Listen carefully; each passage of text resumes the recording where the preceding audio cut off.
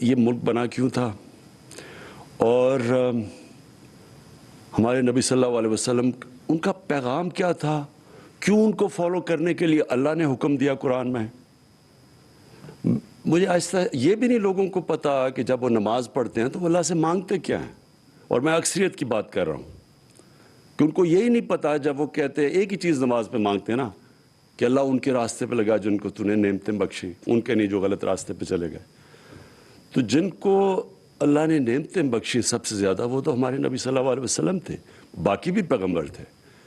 تو اصل میں تو ہم سارا وقت نماز پہ ایک ہی چیز مانگ رہے ہوتے ہیں کہ ان کے راستے پہ چلو۔ تو ان کا راستہ کیوں اتنا ضروری ہے؟ کیا ہمیں سمجھ ہے کہ اللہ کیوں ہمیں کہتا ہے ان کے راستے پہ چلو؟ کیونکہ دنیا کی تاریخ کا کبھی کسی انسان نے وہ اچیو نہیں کیا، کبھی اس کی یعنی آپ 5% بھی اچیومنٹ نہیں جو کہ ہمارے نبی صلی اللہ علیہ وسلم نے کیا، اور نہ کوئی کر سکتا ہے۔ یہ جب 100 گریٹسٹ مین ان کے اوپر ایک کتاب ہے، پتہ نہیں اس کا کیا نام ہے، ہارٹ یا کچھ ہے، وہ نمبر 1 پہ ان کو کیوں رکھتا ہے؟ وہ تو مسلمان نہیں ہے، لیکن وہ اچیومنٹس پہ رکھتا ہے کہ کسی انسان نے وہ چیزیں اچیو نہیں کی۔ تو اللہ ہمیں کیوں کہتا ہے کہ ان کے راستے پہ چلو؟ ہماری بہتری کے لیے۔ جب وہ کہتا ہے کہ وہ 2 راستے آپ کے سامنے، ایک اللہ کی وہ راستے جس پہ اللہ نے نعمتیں بخشی ہیں، تو وہ جو راستہ ہے وہ آسان راستہ نہیں ہے، کیونکہ نبی صلی اللہ علیہ وسلم کا آسان راستہ نہیں تھا، لیکن وہ انسان کی عظمت کا راستہ تھا۔ تو ہمیں مجھے احساس ہونا شروع ہوا بہت پہلے، پولیٹکس میں آنے سے بھی پہلے، کہ مجھے یہ احساس ہونا شروع ہوا کہ ہمیں کسی کو، میں نے جب کم از کم میں جب اسکول میں تھا تو میں نے جب پڑھا تو مجھے کبھی یہ چیزیں نہیں کسی نے بتائیں۔ مجھے میری دینیات اور اسلامیات کی کلاس کے اندر مجھے کبھی یہ نہیں بتایا گیا کہ کیوں میں نبی صلی اللہ علیہ وسلم کے راستے پہ چلوں۔ پھر مجھے یہ بھی نہیں بتایا گیا کہ وہ ریاست مدینہ، وہ کیا اس کے کیا پرنسپلز تھے کہ ایک دم وہ لوگ جن کی حیثیت ہی کوئی نہیں تھی، دیکھتے دیکھتے 2 سپر پاورز ان کے سامنے گرتی ہیں اور دنیا کی امامت کرنا شروع کر دیتے ہیں۔ وہ کون سے پرنسپلز تھے؟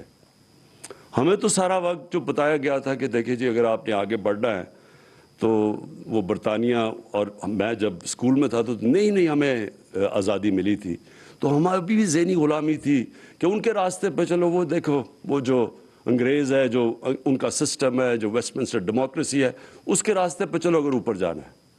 ہمیں پڑھایا کچھ جاتا تھا، لیکن اصل میں ہمیں یہ کہا جاتا تھا کہ اصل میں انسان اوپر جا ہی نہیں سکتا جب تک ان کے راستے پہ نہ چلو جنہوں نے آپ کے اوپر حکومت کی تھی۔ اور یہ سب سے بڑا مسئلہ ہے کہ ہمارے میں ایک ڈسکنیکٹ ہے۔ ہماری ہم جب دین کی اپنے بچوں کو تعلیم دیتے ہیں، ہم ان کو یہ بتا ہی نہیں سکتے کہ کیا وجہ ہے کہ آپ کو یہ جو ہم آپ کو پڑھاتے ہیں کہ ان کے راستے پہ کیوں چلو۔ تو دیکھیں، میں کوئی اسلامک اسکالر نہیں ہوں، میری تو اپنی زندگی سے سارے تجربہ ہوا ہے مجھے۔ میں تو اسلام کی طرف، دین کی طرف، اسلام تو خیر ہم پیدا ہی اسلام میں ہوئے تھے، لیکن دین کی طرف سے تو میں اپنی زندگی کے تجربے سے آیا ہوں۔ اور وہ کیسے؟ کیونکہ مجھے 2 مختلف کلچرز کو میں نے اندر سے دیکھا۔ اپنے پاکستان کا تو میں ماں باپ اور ہمارے اسکول کلچر تو دیکھ ہی لیا تھا، لیکن میں نے مغربی کلچر کو اندر سے دیکھا، اور پھر میں نے اپنا تجزیہ کر کے میں پھر ان نتیجوں پہ پہنچا، اور آہستہ آہستہ جو اصل چینج جب میرے میں آیا، جب میں نے نبی صلی اللہ علیہ وسلم کی زندگی پڑھی، ان کی سیرت پڑھی، اسٹڈی کیا اس کو، تو اصل میں تو چینج تب میرے میں آیا۔ تو میں یہ سمجھتا ہوں کہ جو ہم نے اپنے بچوں کو اگر ہم نے صحیح تربیت دے دی اور صحیح معنی میں ان کو سیرت نبی، ان کو اسکول سے ان کو صرف بتا دیا کہ وہ ان کا راستہ کیا تھا، یہی اس قوم کو اوپر اٹھا دے گی۔ کیونکہ کوئی قوم جس کا کیریکٹر بڑا نہیں ہوتا وہ بڑی قوم نہیں بن سکتی۔ تو جو انہوں نے مدینہ میں کیا کیا تھا، انہوں نے سب سے پہلے تو 2 پرنسپلز پہ مدینہ کی ریاست بنائی، عدل اور انصاف، اور فلاحی ریاست. اور انہوں نے پھر انسانوں کی کیریکٹر بلڈنگ کی. وہی لوگ تھے انہوں نے ان کو جو کیریکٹر کی ٹرانسفارمیشن کی, یہی چینج تھا. تو وہ تو دنیا کے سامنے وہ لوگ جو عرب دو سپر پاورز کے بیچ میں تھے, کوئی حیثیت نہیں تھی. وہ ایک تاریخ ہے. یہ کوئی یعنی باقی اللہ کے پیغمبروں کی تاریخ میں اس طرح ڈیلی زندگی کسی کی بھی نہیں ہے. یہ ہمیں اپنے نبی کی تو ہمیں پہلے دن سے پتہ ہے کہ ان کی زندگی کب انہوں نے ہجرت کی اور پھر کب دنیا سے گئے. وہ سارے ان کا ریکارڈ ہے ہمارے پاس کہ کب جنگ بدر ہوئی, پھر خندق ہوئی, پھر وہ جو ان کو صلح حدیبیہ ہوئی. یہ سارا تاریخ کا حصہ ہے. تو ایک سمجھ لیں ہمیں کبھی اپنے آپ سے پوچھتے رہیں کہ یہ کیا ٹرانسفارمیشن تھی کہ ایک دم یہ کہیں بھی دنیا کا اس کی کوئی مثال نہیں ہے کہ ایک دم ٹرانسفارم ہو کے ایک دنیا کی امامت کی. اس لیے اللہ کہتا ہے کہ ان کی زندگی سے سیکھو, ہماری بہتری کے لیے. ہم اگر اس پہ چلیں گے قوم اٹھ جائے گی. اگر انسان ان کو کاپی کرے گا وہ کیریکٹر بڑا ہو جائے گا. پھر جب سے مجھے حکومت ملی تو میں نے یہ کیوں میں نے رحمت اللہ عالمین اتھارٹی کا فیصلہ کیا. سب سے پہلے میں کیونکہ مغربی کلچر بھی سمجھتا تھا, اپنا بھی کلچر دیکھا, تو میں نے یہ ریئلائز کیا کہ گورنمنٹ کئی چیزیں نہیں ٹھیک کر سکتی. کیا نہیں ہم ٹھیک کر سکتے؟ مدینہ کی ریاست میں جو قرآن کی آیت ہے امر بالمعروف, اچھائی کے ساتھ کھڑی ہو اور برائی کو ختم کرو, یہ جو برائی کے خلاف کھڑے ہو, یہ جو بیسک جس کو ایک مورالٹی یا ایتھکس ایک سوسائٹی کی اس کے اوپر بیس ہوتی ہے. تو میں نے جب دیکھا کہ ہمارے سے وہ بہت آگے ہے مغرب, برطانیہ کا جو سوسائٹی ہے وہ ہمارے سے بہت آگے ہے. وہ واقعی برائی کو دباتی ہے اور اچھائی کے ساتھ کھڑی ہوتی ہے. ان کی جو ایتھکس ہے, ان کی جو مورالٹی ہمارے سے بہت آگے ہے. کبھی بھی وہاں کوئی تصور بھی نہیں کر سکتا کہ وہ پبلک کا پیسہ چوری کرے, کوئی مقصود چپڑاسی کے نام پہ 4.25 ارب روپیہ رکھتے اور وہ کئی شکل بھی دکھا سکے. سوسائٹی روکتی ہے اس کو, کیونکہ میں نے تو وہاں دیکھا ہوا ہے. وہاں ایک لارڈ آرچر تھا, بڑا قریب تھا مارگریٹ تھیچر کے. وہ صرف اس نے عدالت میں جا کے اس کا جھوٹ پکڑا گیا, 3 سال جیل میں گزارا. سب سے طاقتور پرائم منسٹر کا وہ قریبی آدمی تھا. لارڈ آرچر نے 3 سال جیل میں گزاری, کوئی اس کو کھانے پہ نہیں بلاتا تھا. سنگاپور میں لی کوان یو نے جب سنگاپور کو چینج کیا, جب سنگاپور میں بھی بڑی کرپشن تھی, اس نے جب کرپشن چینج کیا, ذہن چینج کیا, امر بالمعروف وہ امپلیمنٹ کیا, تو اس کا جب قریبی دوست تھا جو منسٹر, جب اس نے کرپشن کی پکڑا گیا, خودکشی کی اس نے, کیونکہ اس کو پتا تھا معاشرے میں اب مجھے کوئی آنے نہیں دے گا. میں اپنی کیبنٹ کو بھی بتاتا رہتا ہوں کہ امریکہ کے اندر ایک بہت بڑا ملٹی بلینئر تھا, برنی میڈوف. اس کے اوپر فلم بھی بنی ہوئی ہے. سب سے سارے بڑے بڑے لوگ سیلیبریٹیز اس کو ملا کرتے تھے. سب سے طاقتور بڑا پرومیننٹ آدمی گنا جاتا تھا, امیر ترین تھا. پتہ وہ ایک فراڈ سکیم, پونزی سکیم میں پکڑا گیا. اس کے 2 بیٹے تھے, ایک نے خودکشی کی, دوسرا گھر کے اندر ہی بند ہو گیا اور بیماری سے مر گیا. بیوی نے طلاق دے دی. ابھی رپورٹ ایک اور ابھی دیکھ رہا تھا, اس کی بہن اور اس کی بہن کے ہسبینڈ نے خودکشی کر لی. یہ کیوں کی ہے؟ کیونکہ معاشرے کے اندر جگہ ختم ہو جاتی ہے ان کی. تو ہم اگر کرپشن سے یہاں لڑنا ہے, اور یہ یاد رکھیں کہ ملک صرف غریب اس لیے ہوتے ہیں کرپشن کی وجہ سے. ساری دنیا کے اندر آپ اسٹڈی کر لیں جو غریب ملک ہیں, ہر ملک کے اندر کرپشن ہے جو غریب ہے. اور سوئٹزرلینڈ جیسا ملک جس کی کوئی وسائل ہی نہیں ہے, سب سے امیر ترین ملک ہے, کیونکہ وہاں کرپشن نہیں ہے. رول آف لا انڈیکس میں سب سے اوپر ہے. تو اس کے اندر یہ میں صرف مجھے آہستہ آہستہ احساس ہوا ہمارے ملک میں کہ ہم کرپشن کو ایکسیپٹیبل کر بیٹھے ہیں. یہ سب سے زیادہ ایک معاشرے کو تباہ کرنا ہے. معاشرے کے اندر برائی کو ایکسیپٹ کر جاؤ. جس طرح مولانا رومی سے کسی نے پوچھا کہ قوم کیسے مرتی ہے, اس نے کہا اچھے برے کی تمیز ختم کرتی ہے, قوم مر جاتی ہے. آپ برائی کو برائی نہ سمجھیں، محنت کون کرے گا؟ اگر چوری میں برائی نہیں ہے تو میں کیوں پڑھوں، میں کیوں محنت کروں؟ جب میں آرام سے قبضہ گروپ بن جاؤں یا میں کوئی منسٹر بن کے پیسے بنانا، میں کیوں محنت کروں؟ اس لیے مدینہ کا جو ریاست تھی وہ اس بنیاد پہ کھڑی کی گئی تھی. تو ادھر وہ ہمارے سے بہت آگے ہیں. میں نے یہ سارے ملک دیکھے ہیں، آسٹریلیا، نیوزی لینڈ چلے جائیں، کوئی تصور بھی نہیں کر سکتا کہ اتنا سا بھی کسی کے اوپر دھبا آ جائے کرپشن کا، وہ شکل بھی کوئی معاشرے میں دکھا سکے. تو یہ اس لیے اپنے بچوں کو ہمیں سیرت نبی پڑھانی ہے، تاکہ ہمارے بچے جب قوم فیصلہ کرے گی کہ ہم نے کسی نے بدی کی، برائی کی، قوم اس کو آئسولیٹ کرے گی. جاپان کے اندر منسٹر کوئی پکڑا جاتا ہے، عام زبان کے اندر ان کے وزیر خودکشی کر لیتے ہیں، کیونکہ معاشرے میں جگہ ختم ہو جاتی ہے. آپ وہ چوروں کے اوپر پھول پھینکیں گے، آپ کے مین لوگ وہ نیب کے کورٹ پہ جا رہے ہیں، پھول پھینک رہے ہیں، وہ جا کے ایک باہر بھاگ گیا ہے جھوٹ بول کے، وہ باہر بھاگا ہوا ہے، اربوں روپے کی پراپرٹیز میں بیٹھا ہے. یہاں بڑے بڑے صحافی کہہ رہے ہیں جی اسے تقریر کرنے دو. کوئی کسی وکیلوں نے کہا کہ جی اس کو پھر سے اس کے بین ختم کرو، کہ پھر سے اسے اجازت دو الیکشن لڑنے کی. تو یہ ہے ہماری معاشرہ. اس لیے نہیں کہ اللہ نے وسائل کی کمی رکھی ہے. دوسری چیز، جب میں نے پولیس چیفز کو بلایا شروع میں اور کرائم چارٹ دیکھا، آئی جیز کو میں نے کہا کہ کون سی کرائم سب سے زیادہ ہے، اور میں 3 سال پہلے کی بات کر رہا ہوں.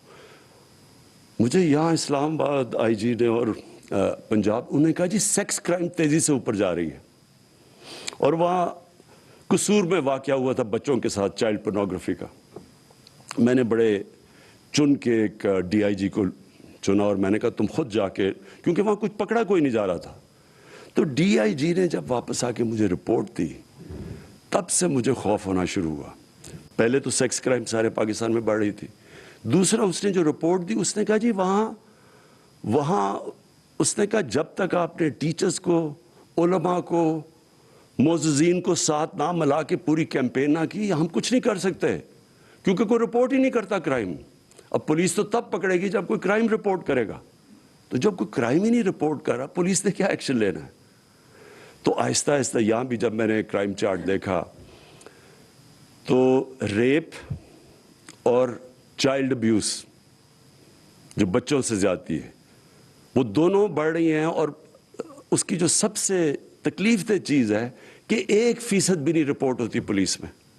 لوگوں کو شرم آتی ہے، فیملیز شرما جاتی ہیں، گھبراتے ہیں کہ ہماری بری پبلسٹی ہوگی، چپ کر جاتے ہیں بیچارے.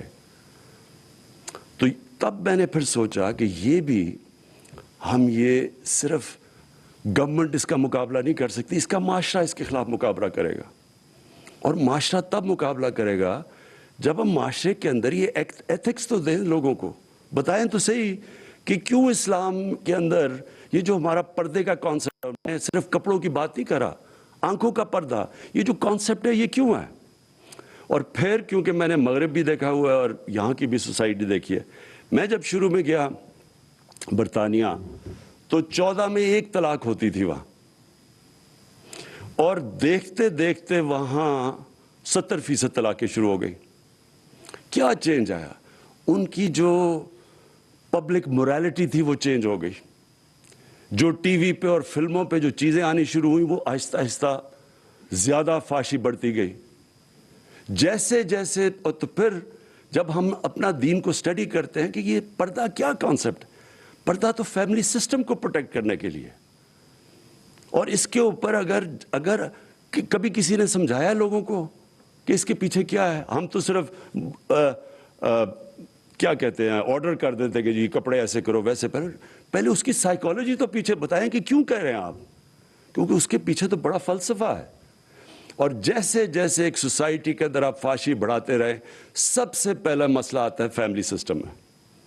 آپ اگر ہالی ووڈ کے اندر آپ ذرا کبھی پڑھ لیں کہ ہالی ووڈ میں جدھر سے سارا ٹرینڈز نکلتی ہیں تو وہاں ایک شادی 2.5 سال لاسٹ کرتی ہے ایوریج پہ، کیونکہ آپ بڑھاتے جائیں گے وہ اس کا ڈائریکٹ امپیکٹ فیملی سسٹم پہ پڑے گا. اور پھر فیملی سسٹم جب ایک گھر ٹوٹتا ہے تو اس کے کیا معاشرے کے اوپر مسئلے آتے ہیں؟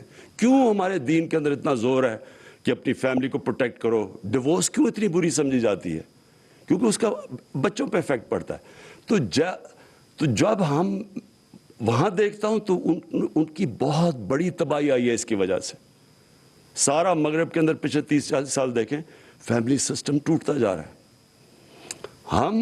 ہم ان سے بہت آگے. اللہ نے ہمارا فیملی سسٹم ابھی بھی پروٹیکٹ کیا ہوا ہے, اور ابھی بھی ہمارے علماء کو, ہماری یہ اتھارٹی, کم از کم ہم اپنے یوتھ کو یونیورسٹیز میں, کالجز میں بتائیں تو صحیح کہ فلسفہ اس کے پیچھے کیا ہے, کیا پرابلم ہوتا ہے جب فیملی ٹوٹتی ہے.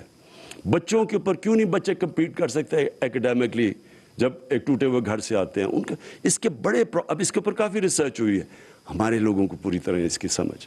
اس لیے میں نے, کیونکہ یہ معاشرہ لڑتا ہے اس سے, یہ گورنمنٹ نہیں لڑ سکتی. اور تو ہم نے تب سوچا کہ اس کا تو طریقہ یہ ہے کہ ہم اسکالرس کو اکٹھا کریں اور پھر سارے اور بھی علماء سب کو اکٹھا کریں, تقسیم نہ کریں. یہاں ایک یہ بڑا پرابلم ہے کہ سب کی اپنی ڈیڈ اینڈ کی مسجد بٹھا کے دو علیحدہ چل رہے ہوتے ہیں.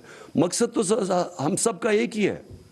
تو اس لیے کامن گراؤنڈ پہ سب کو اکٹھا کریں اور پھر اپنی اسکولوں سے شروع کریں. جس طرح ڈاکٹر انیس نے بالکل بات ٹھیک کی کہ کارٹونز جو ہیں ان کے اندر آپ دیکھیں کلچر کیا آتا ہے. آپ کارٹون ذرا کبھی دیکھیں, بچے کیا دیکھ رہے ہیں؟ نہ وہاں ماں باپ کی عزت ہے. ماں باپ کی عزت کے پیچھے پورا فلسفہ ہے. فلسفہ کیا ہے ماں باپ کی عزت کے پیچھے؟ ہمارے دین میں کیوں ماں باپ کی عزت ہے؟ آپ ان کے پروگرام دیکھیں جو بچے دیکھ رہے ہیں, اس میں تو ماں باپ کی عزت نہیں ہے, استاد کی عزت ہے. ماں باپ کی عزت کیوں امپورٹنٹ ہے؟ ماں باپ کی عزت اس لیے امپورٹنٹ ہے کہ ماں یا باپ خود جو مرضی زندگی کے اندر گناہ کریں اور برے کام کریں, وہ چاہتے اپنے بچوں کو ان سے سیکھ کے بچوں کو کہتے ہیں کہ آپ یہ نہ کریں. کیونکہ بچوں کی بھلائی, سب سے زیادہ بلوس جو پیار ہوتا ہے وہ ماں باپ کا بچوں سے ہوتا ہے. تو وہ چاہتے ہیں کہ ہمارے بچے کم از کم ٹھیک ہو. اس لیے قرآن میں کہا کہ ماں باپ کی عزت کرو. اس لیے نہیں کہ ماں باپ فرشتے ہیں, اس لیے کہ ماں باپ اپنی جو غلطیاں کی ہیں وہ یہ نہیں چاہتے ہمارے بچے ہماری غلطیاں دہرائیں. اور یہ سارے جو کانسیپٹس ہیں سمجھانے ہم نے, یعنی ہم نے سوسائٹی کو جب پوری طرح ان کی تربیت کرنی ہے تو یہ کانسیپٹس ہیں ہمارے دین کے, ان کو عام آدمی کی زبان پہ سمجھانا ہے ہم نے. اور جو آپ نے بڑا اچھا, میں صرف آپ کے سامنے رکھوں کیونکہ ڈاکٹر انیس آپ نے پہلی دفعہ بڑی محنت کر کے ایک پورا روڈ میپ آپ بنایا ہے ہمارے رحمت اللہ عالمین کا. تو کیریکٹر بلڈنگ کے لیے, اچھا کیریکٹر بلڈنگ کے اندر لیڈرشپ بھی آ جاتی ہے. دیکھیں لیڈرشپ جو دنیا میں کوئی بھی پیمانے پہ دیکھ لیں تو وہ لیڈرشپ کسی انسان کی نہیں تھی جو نبی صلی اللہ علیہ وسلم کی تھی. اس کی ٹیسٹ کیا تھا کہ جو ان کے ارد گرد تھے وہ سارے لیڈر بن گئے, جو ان کو دیکھتے دیکھتے لوگ لیڈر بن گئے. جو اگر آپ وہ اسلام کی تاریخ پڑھیں اور وہ جو پیریڈ ان کے بعد, جب ان کی دنیا کے جانے کے بعد پیریڈ دیکھیں, تو اتنے زیادہ عظیم لوگ کبھی اتنی تھوڑے ٹائم ہسٹری میں آئے نہیں ہیں, کیونکہ جو ان کو دیکھ رہے تھے وہ عظیم لوگ بن گئے.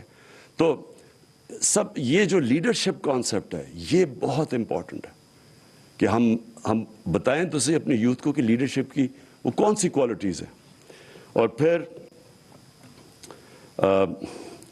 ایجوکیشن, بچوں کو یہ جو سیرت کا بتائیں لوگوں کو کہ کیا وہ کون سی کوالٹیز تھی. فیملی سسٹم میں کیا بیٹھا ہوں. انٹرفیتھ کمیونل ہارمنی, یعنی یہ جو ہمارا, ہم کئی دفعہ یہ سمجھتے ہیں, ہم تو تقسیم جو کرتے رہتے ہیں انسانوں کو, ہم یہ ریئلائز نہیں کرتے کہ نبی صلی اللہ علیہ وسلم جو ان کو اللہ نے ٹائٹل دی تھی رحمت اللہ عالمین, وہ انسانوں کو, سب انسانوں کے لیے تھے, سب انسانوں کے لیے رحمت بن کے آئے تھے. وہ یونائٹ کرنے آئے تھے انسانوں کو.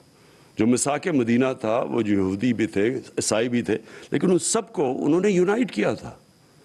تو یہ جو کانسیپٹ ہے, یہ جو ہم تقسیم کرتے ہیں ہر وقت, اگر برے لیڈر کی سب سے بڑی نشانی یہ ہوتی ہے کہ وہ انسانوں کو تقسیم کرتا ہے, اور بڑا لیڈر وہ ہوتا ہے جو ہمارے نبی صلی اللہ علیہ وسلم انسانوں کو اکٹھا کرنا, جو قائد اعظم نے کوشش کی, ہندو مسلم یونٹی کے ایمبیسڈر سمجھے جاتے تھے شروع میں, اور نیلسن منڈیلا نے جو کیا ساؤتھ افریقہ میں کہ انسانوں کو اکٹھا کیا. اور پھر جو اسلام کا کانسیپٹ ہے ویسے وہ میں ابھی بھی کہوں کیونکہ میں سب سے زیادہ پیسہ اکٹھا کرتا ہوں. جتنے جو دینی لوگ ہوتے ہیں وہ اپنا فرض سمجھتے ہیں کہ اللہ کی راہ میں دینا. یہ ہمارا بہت بڑا پاکستان کے اندر ابھی بھی دنیا میں سمجھتا ہوں کہ ہم سب سے زیادہ چیریٹی دیتے ہیں. اور پھر ہیومن رائٹس, ہمیں باہر سے لیکچر ملتے ہیں ہیومن رائٹس کے. یہ سارے ہیومن رائٹس تو نبی صلی اللہ علیہ وسلم, آپ ان کی سیرت جب پڑھیں تو اس میں سارے لکھے ہوئے ہیں کہ کیا انسانیت. جو ان کا آخری خطبہ ہے وہ تو ہیومن رائٹس کا چارٹر ہے, اگر آپ اس کو صحیح طرح سمجھیں. تو میں ڈاکٹر انیس آپ کو یہ آج کہنا چاہتا ہوں کہ ہماری پوری گورنمنٹ کی آپ کی سپورٹ آپ کے ساتھ ہوگی. اور یہ مجھے بڑی خوشی ہوئی کہ یہ ہم اسلامک آئیڈیالوجی کونسل قبلہ اعظم آپ ان کے ساتھ ہوں گے, اسلامک یونیورسٹی اس کے اسکالرز بیٹھے ہوئے ہیں, ان کے ٹیچرز بیٹھے ہوئے ہیں. میں یہ بیسکلی چاہ رہا ہوں کہ دیکھیں, یہ اللہ نے جب اس ملک کو بنایا تھا تو یہ بہت بڑی خواب کا نام تھا پاکستان.